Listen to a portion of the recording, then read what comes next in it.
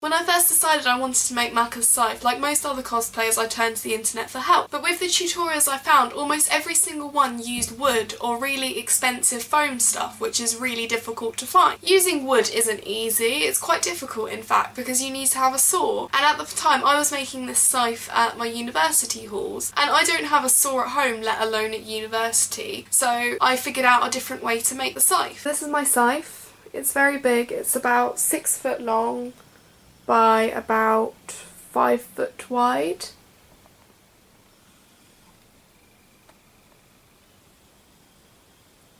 Soul's eye, soul's eye, soul's eye. The way I made my scythe was really easy and really cheap. It cost me under £5 to make in total. So I'm going to show you guys right now how to make it. Step 1. You need a PVC pipe, so this PVC pipe will act as the base of the scythe. They're really cheap. I got mine from B&Q for about £2.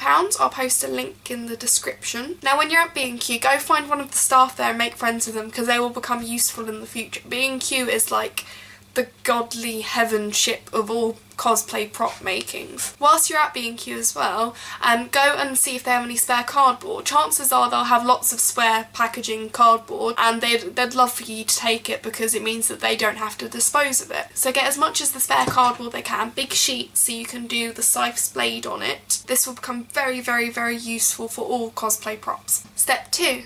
Once you've got your cardboard and your PVC pipe, you can start making the scythe. Now the first thing you do with the cardboard is to draw the blade onto it like I've done here. Do this twice because you'll be putting the two pieces together to give it extra thickness. If you look at Maka's blade, it's got some thickness to it, and also this gives the cardboard extra support so it's not flimsy and going everywhere in the wind. So then when you cut the blades out, you should have two pieces like this. Now you need to stick them together using any glue that you have lying around at home, so PVA will do, or hot glue gun, whichever you prefer. So once they're stuck together, there'll be 2 layers just like that.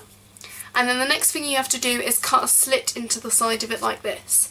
Now this slit is very important because what it does is it slides directly into the PVC pipe just like this to form your base. So now we've got the base of our scythe. Step 3. So for step 3, what you have to do is you need to secure the PVC pipe to the blade. And to do this you can use duct tape. So you duct tape alongside there.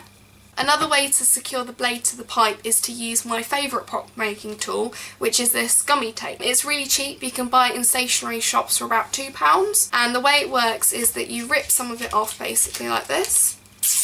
You lick it, and then you stick it to what you want to stick it to.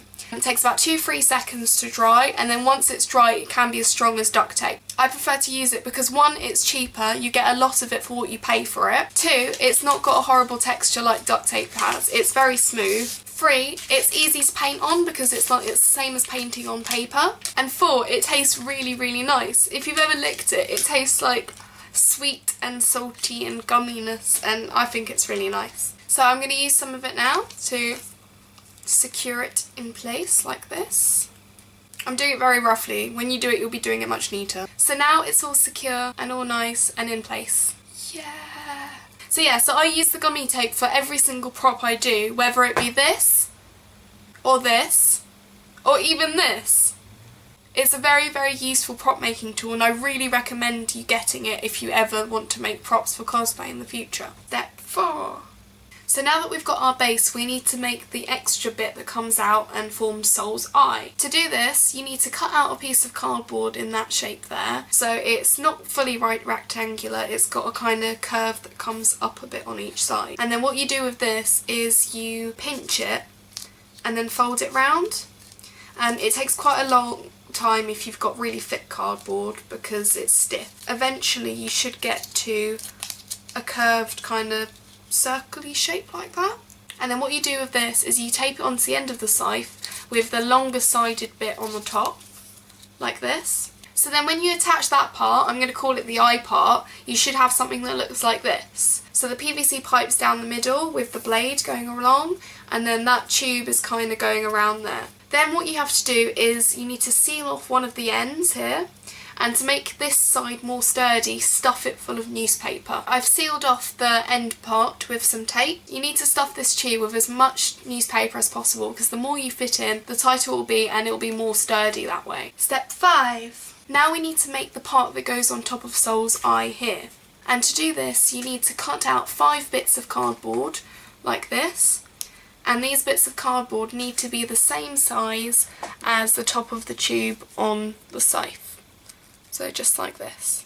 3 of these circles need to be glued together to make one thick piece. The remaining 2 circles you also glue together. Once you've stuck the 2 pieces of cardboard together, you cut out the middle section here to leave you with 2 thin semicircles, like so. And these 2 semicircles, what you do with them is you stick it on top of the 3 circles that you made earlier, so you kind of get that screw shape like that. Now with this, what you do is you simply stick it onto your scythe, and then you're done. Step 6. Now that we've completed the scythe base, all that's left to do is to neaten up the edges and to paint it. Because we've used cardboard, the edges, as you can see, are going to be quite rough. And to neaten them up, you can do one of 2 options. The first one is that you can paper mache the whole thing, or the second one is you can simply use the gummy tape again, rip a piece off, lick it, put it over the edge, and immediately it becomes smoother like that. So then once you've paper mache'd it or gummy taped it all, you should get something that looks like this. Now it's ready to be painted. Because we've paper mache'd it or gummy taped it, it provides a very nice base for the paint to set on. And you could use any paint to paint it.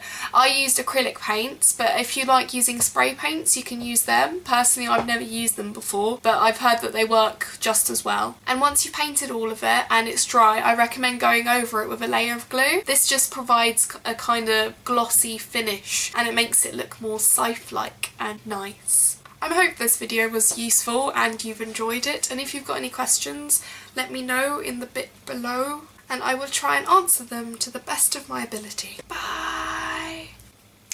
I have a fez. Fezzes are cool.